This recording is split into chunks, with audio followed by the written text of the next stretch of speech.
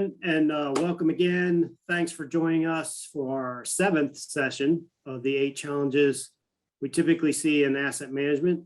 When the asset management plan fails to consider long-term financial aspects of new infrastructure investments. And joining me today to engage in our discussion, we have Keith Pugh and Eddie Staley from WithersRavenel.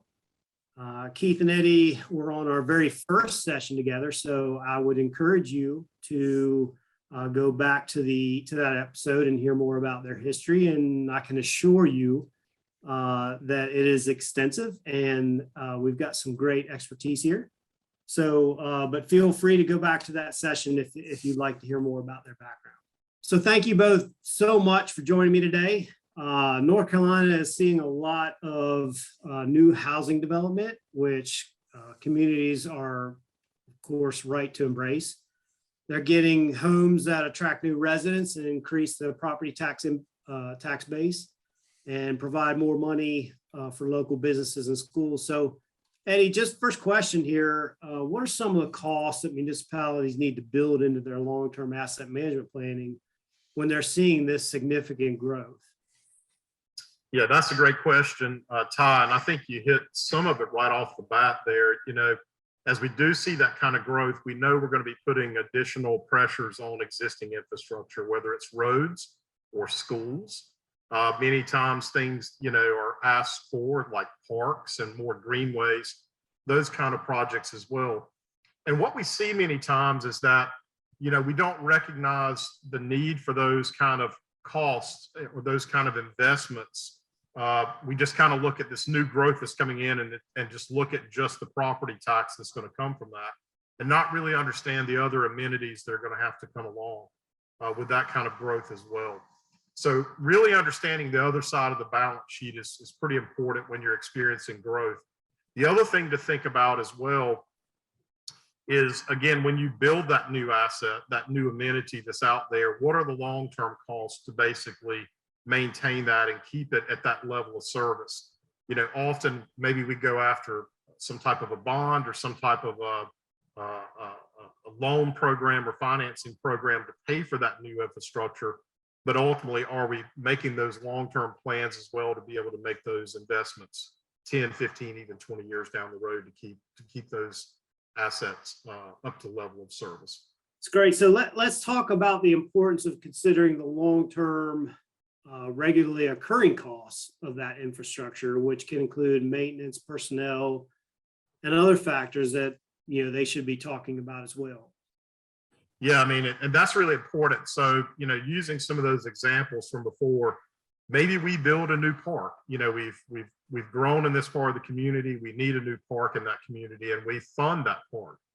But are we also prepared to do the funding to maintain that park, which is replacement of assets in that park, such as equipment or paving of the parking lot and maintaining, maintaining the assets that are there? But also, are we going to need additional personnel, people to mow the grass, to maintain the athletic fields? You know, are we understanding those long-term costs? Or are we just really looking at that initial investment? That's really important to understand what those long-term costs are when we're starting those kind of projects.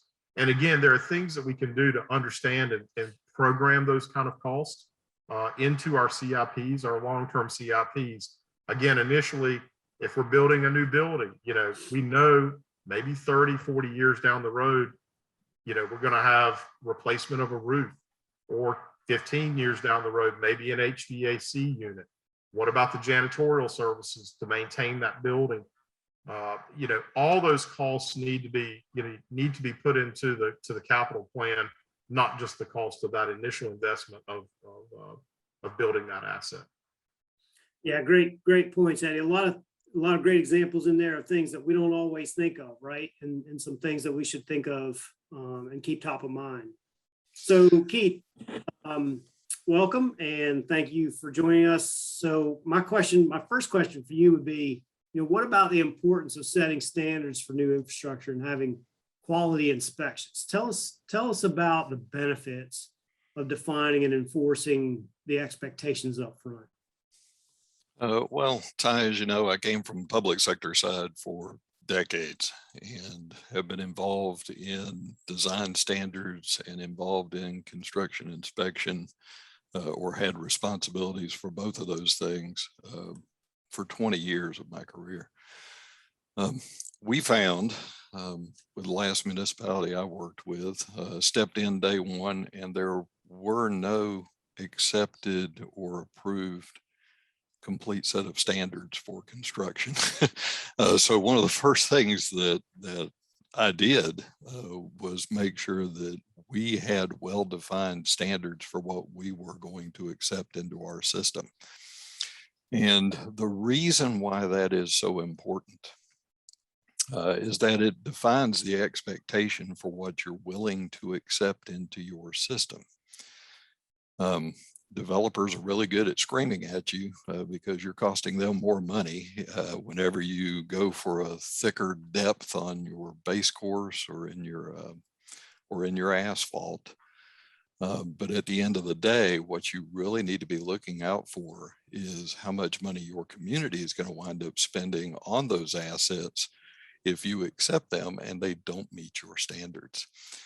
So you want to have a standard that is reasonable, but it protects your community long term.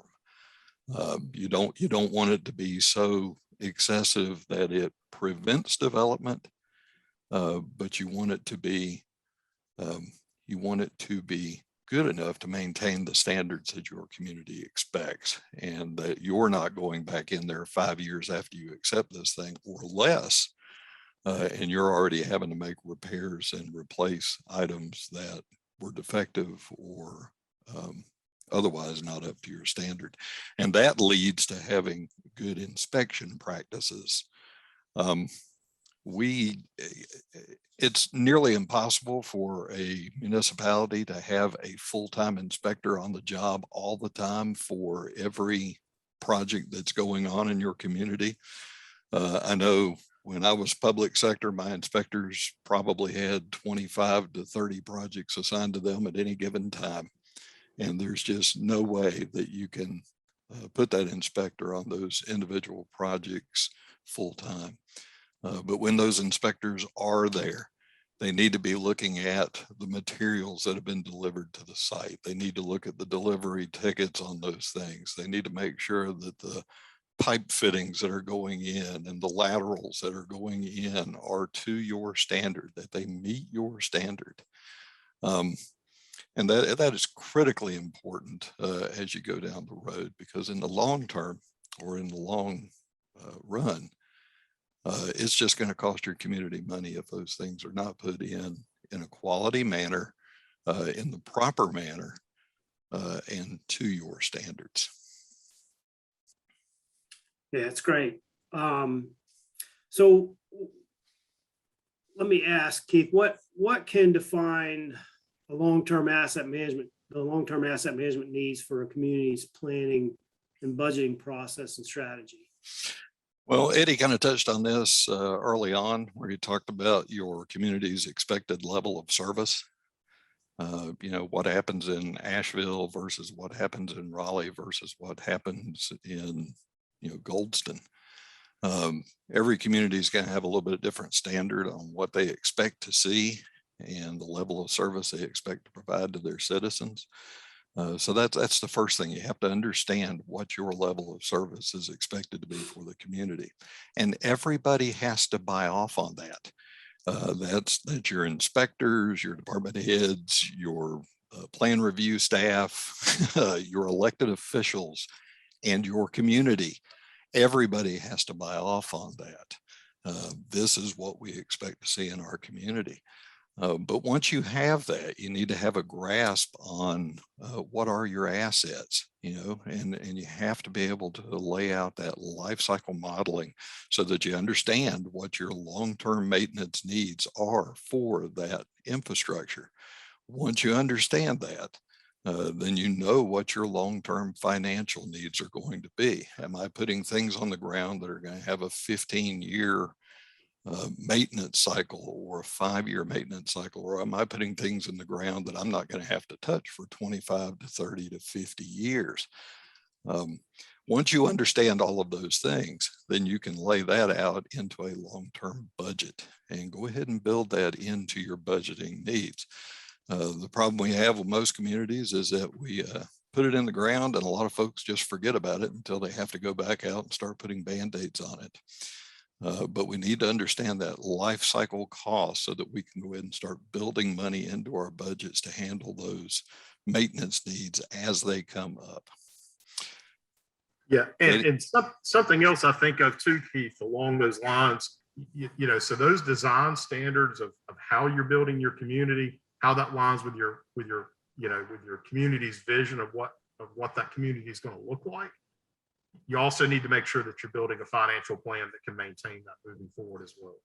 Right, and the same thing applies to communities that want to implement streetscape elements.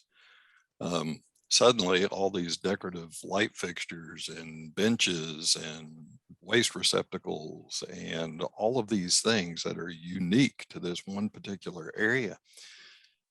Do you have room on your yard to store replacement parts for all that kind of stuff? Or do you have manufacturers that have been in business long enough and you anticipate them being there so that you can replace those things in the future?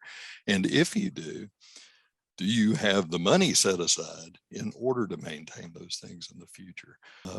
But the idea is to think all of these things through, look at what your long-term costs are really going to be.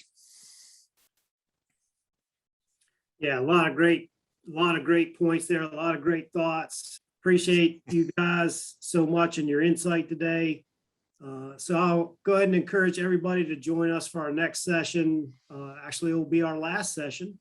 For a replay of the session or a copy of the materials we referenced, you can find the links to all of this on our website at www.WithersRavenel.com under the news section or in our LinkedIn feed or YouTube page. If you have any questions, please don't hesitate to reach out to us at info@WithersRavenel.com and we will get to your question to the right person. We look forward to seeing you next time, and thanks.